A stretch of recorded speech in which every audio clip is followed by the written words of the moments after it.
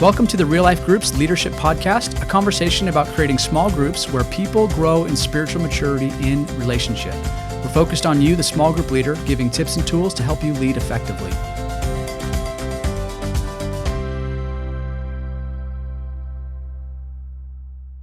Well, I want to welcome you back. My name is Chris Short, and we're just super excited for today's conversation. And today we get the opportunity to sit with Cory Speer, our North Campus Groups pastor, among a lot of other things, and Dre Bloomer, one of our women's discipleship leaders at our Post Falls campus. And today's topic we're super excited about because we think it'll help in every season, but we're talking about 5 keys to starting well.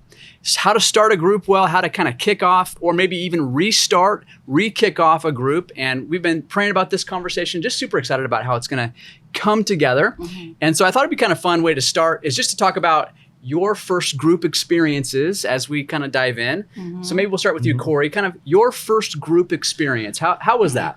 Yeah, so I didn't know exactly what to expect to go into an environment that I didn't know. I wasn't invited into a group by somebody personally, so took a risk. Melissa and I went to it, and we didn't necessarily get set up really well in it, and not to diminish the leader because they were fabulous people. But I just didn't know exactly what to expect to go into that. I tried on the front end to actually read. I thought I would get in my mind, so I would read the Bible before I got there so I could measure up to people. So I didn't know what the expectation was. Yep. And of course, I got through about 3 chapters in Genesis, and I thought, man, I'm not going to get this done. What if I go into this environment? I don't know what to expect. Do they expect me to know the Bible? Yep. So that's kind of how I went into it, pretty nervous. Thanks for sharing that. So you're came to a group, didn't really even know what to expect.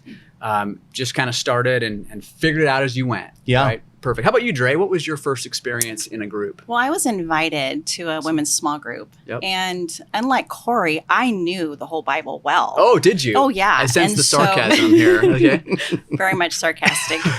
But I really did think that, wow, I can come into this group and fix everybody's problems and it would just be amazing. And I didn't even know if we ever had to go back again after the first week. It was going to be incredible. So good. Yeah. So you already kind of went into it, but you had relationships. That was a little bit different. Yep. But I think it seems like for both you guys, part of it would have been that expectation gap a little bit of, okay, what are we going to do in this group? What's the format? And that's always an unknown for everyone. It was scary. Every church does it different. It can be scary. The unknown relationship for you, not knowing those people in the group. Yeah. So we could kind of start with that. Starting a group is always kind of hard because everyone brings in their own expectations as you kind of start in that group. So let's talk about this a little bit as we think about groups starting every group season. Maybe it's a restart. Maybe it's that kind of that January season where there's a restart kind of a group. How do we see groups doing kind of collectively, Cory? How do our groups that you've experienced and overseen, how do we do starting groups? So I think if I hear you ask the question, how well do they start? Yeah. As long as I got to serve in this role, oftentimes the groups will have more of a slower kickoff. Okay. And I think we live in a culture in North Idaho that we only get a certain amount of time of weather. And so when people have soccer and sports that they're trying to finish up in the season with their kids, our fall launch oftentimes will be kind of a little bit slower. So you'll have people kind of start to trickle into it if you have an existing group. Yep. And then by the time you hit the mid-October, everybody's pretty much connected and involved in that. There has to be a better way to help us as leaders really kick that off well. So I hear you saying one of the challenges is that people trickle in to get into that group, especially like if it's the fall, they might take a few weeks. Maybe they're new to church and they're not sure if they're ready for a group yet. So there might be 3 or 4 or 5 weeks, maybe even all year. There's some groups that people trickle in throughout the year. So when does it officially start? So that's a part of it. And so that's kind of a problem that we have to deal with. Yeah. Dre, what else do you see as we kind of kick off groups? What are other problems or challenges that you've seen? Well, I think what is really good to remember is you're never going to get that first day of group back again. Yep. And to really be an intentional leader and go into it with that mindset, like whenever that group decides to kick off, let's do it well and intentionally. And That's looking good. back at the group I was connected to, even though I thought I was going to fix everybody, it was modeled to me by the leader that, hey, you're not here to fix people. That's in fact, great. it's okay not to. We want to build relationship first. And so they were very intentional about modeling relationship first. And in that provided that environment where being vulnerable and transparent started to happen, and which helped me then grow spiritually, which is That's so really so you good. got to experience a little bit of modeling, which was really healthy, Yeah. and kind of the best picture of, we really want to establish relationship. We're actually going to talk about this kind of environment, which again, I'm super excited to kind of hear what are some of these key pieces. But before we do that, Cory, anything else? Why does it matter that we start well? Why does it matter that we do kind of have an intentional strategy to kick off groups? Well, I look at what God can do in that season as we do relationship together. Yep. And I think that's a major component of why we're there. As we're growing in relationship with each other, God's doing something really special within us, Yeah. that he's changing us and growing us in our maturity. So I think Yeah. that's the foundation of, why we do it. And that should be almost the vision of why we're getting together. I love it. So, and I think you're hitting a piece that's just so big to kind of the behind the scenes, what people are thinking about when they sign up for a group or when they get invited to a group. The why would I actually come to a group comes down to, my life is going to change. I'm going to grow. That's good. I'm looking for a relationship. All these pieces go into it. Again, sometimes there can be extreme expectations that people have. Maybe it's like, these are going to be my deepest, best friends for life. And it's like, okay, well, that might not be here. Or it's that we're going to study the Bible for 5 hours. That could be maybe a different extreme. Yep. And so they come up with different expectations. So we're going to kind of set some key kind of 5 keys to starting well that we've seen over time with different groups, some of the trainings we do, and summarize that obviously in this time slot. So we're going to kick into that a little bit and kind of move into what are these, I'm excited to hear from your guys' vantage point. What are some of the most important 5 keys to starting a group well? Maybe Dre, kick us off. I think looking back at my experience and moving forward, just the importance of building that relational environment is a key piece. And then that provides that biblical foundation to be built. Yeah. And that relational environment, like if they would have started out with just running through the guidelines. And the guidelines, to me, I thought of this morning when Jim talks about 10 Commandments and how they're really those guardrails for relationship with God and how valuable that is. Yep. That's those guidelines. That's great. And if they use those and model those in relationship, it creates that opportunity to build those relationships and therefore growing spiritually That's huge. in that group. And I think the really thing, good. you just captured 2 huge things. Again, these are things that we dive into with training, so we're not going to be all encompassing here, but you just talked about a relational environment and a biblical foundation. And without those 2 pieces, and again, those are kind of those 2 guardrails we're always talking about. It has to be in relationship, but we're studying the Bible. We're here to grow in spiritual maturity in relationship. That these 2 things, they have to be where we start, right? So we need these elements, and a group as it kicks off needs to know that these things matter. Yes, we're here to build relationship, and yes, we're to study the Bible. So that kind of starts off these first of the 2, 5. How about you, Cory? What's the next couple that you see? Having somebody that can intentionally invest Yep. and create an environment that is relational, that is solid, grounded in God's word, Yep.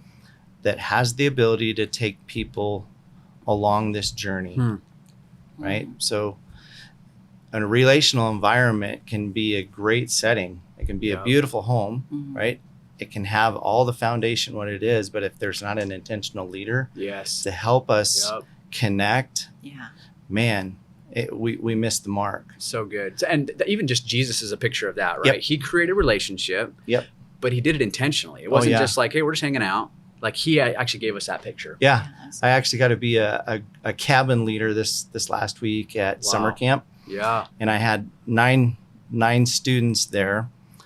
And I thought, I want to really lead them through this devotional time. And I thought, where could I take them? Yep. Like, where would be the relational environment? You know where we picked? What? We picked a stump. We all sat on a stump and they sat on a log. it wasn't this great place, but the conversation that took place, because we used God's word that was grounded in it. And we had somebody that was intentional about asking them where they're at. So good. So far I've heard, this, we start with a relational environment, biblical foundation, an intentional leader. What else? Then we have to have this process where we go from a place in our walk with Jesus to grow in our spiritual maturity. We call it the reproducible process. We're all in this journey walking with Jesus, and we're all in different stages of our growth. The goal is to grow, to trust Jesus in spiritual maturity. So as we're in this, an intentional leader is learning and growing and building relationship with the people in their group and understanding and meeting people right where they're at in their walk. I love it. Yeah, that's huge. And I think that this is a great picture of just, you start on this journey, you set the right boundaries, you're taking them on a discipleship journey. Exactly. Right? That we're not here just to meet. This isn't just a club. A small group has a purpose and intention. Any thoughts on that, Dre? Just on the idea of the reproducible disciple-making process? I think if it's not reproducible, then as we lead, we're not going to allow create places for other people to play and step up in leadership if it's not doesn't have that key element. It's just again, show up to group, do your part, listen. It's almost like it's a small version of showing up to church on Sunday, and that's not the purpose we want to create. So let's get practical for a second and talk about some specific examples of what it means to be kind of an intentional leader, living out this disciple-making process, like in the time we have in a group. What are some things that you've seen, Cory, that we would actually do to walk a group through some of those components? Yeah. So Dre mentioned something earlier about having some safe guidelines to build relationship. I've been in some environments where like they go through the structure of the guidelines and it didn't feel very relational. It almost felt like I had to stay in check in an environment that if I did all these things wrong, then I wouldn't be accepted. I think an intentional leader will walk through this guidelines to build a bridge of relationship. So when we take the time to go through that, make them feel safe, make them feel like they're going to be a part of a spiritual family where they can welcome other people in. It's like, you've got to be a part of what we're doing here. It's amazing. It's good. I love it. So setting some safe guidelines for them. And oftentimes I'll go through a whole evening. Like I'll spend the whole evening on our launch, just establishing, because I've got new believers in there that are just scared to be in there. And then you've got maybe some over talkers and other people that have been walking with Jesus. But the reality is when we all come to that place of feeling like we're safe, that's huge. So I hear you saying, I think this is really a great picture of how to be an intentional leader related to creating this environment is you're actually slowing down, not just racing through that. You're setting the vision we talked about. Why do we do what we're doing? Why do we meet? Okay, what's some healthy boundaries, like these guidelines that give us, a way to actually have a conversation, not over talking. We've had a previous podcast on that you can listen to, but how to have these right kind of guardrails so that we can actually be intentional with our time. So exactly. Good. Well, so this has all been super good. And I think, so far I've heard, just reiterate, establish a relational environment, build on a biblical foundation, be an intentional leader, live out a disciple-making process. Dre, what would be the fifth of these 5 keys? I would have to say to remember as a leader that your group isn't just a group out in La La Land somewhere, but you're part of a bigger church. That's good. And a body. And so your group reflects that. And it's important we have a lot of resources. Each campus has a group's team. And they are coaching and providing resources. Like we have a leadership resource guide that has lots of great examples of good questions. It's got the guideline. It's got tons of resources in it. Those things are really important. We've got 301 coming up, and that's really our playbook for leaders. We do it every year, and I feel like it really equips and helps us stay the course well, and that's important. It's so important. Well, and I think what I hear you saying is really just the main emphasis of this last one is that we're aligned with the church as a whole. Because an individual group is on their own, independent, but as a larger body, we're this collective that does amazing things. It's Yep. the movement of what the church is, that what Jesus did in creating this amazing picture, this, way to reach the world is he gave us the church, not just an individual group. Yes, That's we're a part of the exactly church. He gave us the church, Yeah. and that we get to play a part in that. So kind of as we're kind of wrapping up, there's so many things we could be doing with this, and I love what you said, Dre.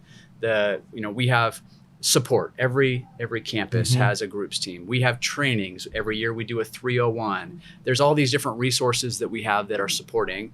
We're not just a individual group. We're a collection of groups. Cory, kind of any last thoughts of encouragement to leaders, next steps? Yeah, I would say just don't get discouraged. Yeah. When you start off, we try our best to plan out, Yep. right, and be intentional. And then there's kind of highs and lows throughout the season. Yep. We have a kind of a soft launch that we're really trying to bring people back in. Whether you're in a new group and trying to form a relationship, that's Yep. going to take some time. And then about the time you hit Christmas, things kind of back off a little bit. You might feel like you're not a good leader because the attendance. Yep. Those are good times to maybe reboot. Yep. Have a potluck, have a barbecue, have a fun time, regather. Yep. And as we're doing this, you get new people that are coming in, and it's okay to walk them Yep. right back through feeling safe and part of that. Yep. It's almost like a reboot. I see the Apostle Paul do this many times. Yes. Right? So all of his letters that he's encouraging in the Yep. epistles, he'll go and say, man, I really desire, I miss you, I love you, I can't wait to see you again. But I think Paul was really intentional about doing a reboot to encourage and keep them on track. Love that. And I think that's an awesome way to kind of wrap up today is that, while our focus today was on 5 keys to starting a group well, you can restart and you can reboot your group at any point. Yep. You could look at all these different things and maybe be discouraged and go, man, our relationships in our group are a little weak. Well, you're the leader, How do you go, let's take a week to have a potluck. Let's have a game night. If you're struggling with that biblical foundation, it's like, hey, we're gonna actually dive deeper into this, book of the Bible for a season. Yeah. You can evaluate where you're at as that intentional leader, looking at all these 5 things: relational environment, a biblical foundation, an intentional leader, a disciple-making process, and church alignment. And that we really can at any point, achieve that vision that God's given us as far as our groups go and our church. Well, thank you guys for being a part of this conversation. Super Thanks for helpful. having us. Really Hey, awesome I to have hear. Just one more thing. Go ahead. Cory, I'm glad you brought up the word fun because sometimes I'm a very much an overthinker. Yes. It just can be a curse sometimes.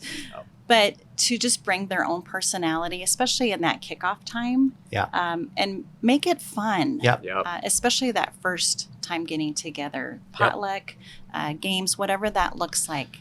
That just breaks down walls. It And is so creates important, Dre. relationship.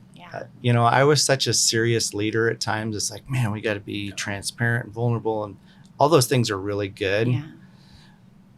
I had to really wrestle with a statement that Evan Meskey said when I first came on staff. He goes, whatever we do, we also have to have fun. I'm like, Yep. no, let's be intentional. And he's like, no, Yep. I don't want to be in an environment that's not fun. Yep. And that's really changed my mind and my heart. Love that. It's like, I want to have fun. I want to, Yep. I want to be in relationship and do life with these people. and enjoy And doing it, right? life Yeah. means you get to have fun. Yep. And I think that's a great way to, that is a huge piece of just to bring this all together. We want to enjoy and do life with people. And that without that piece, why are we doing it? Yeah. Right? Yes. We want to grow. We want to do it in relationship. And that's so good. Thanks for that reminder as we close.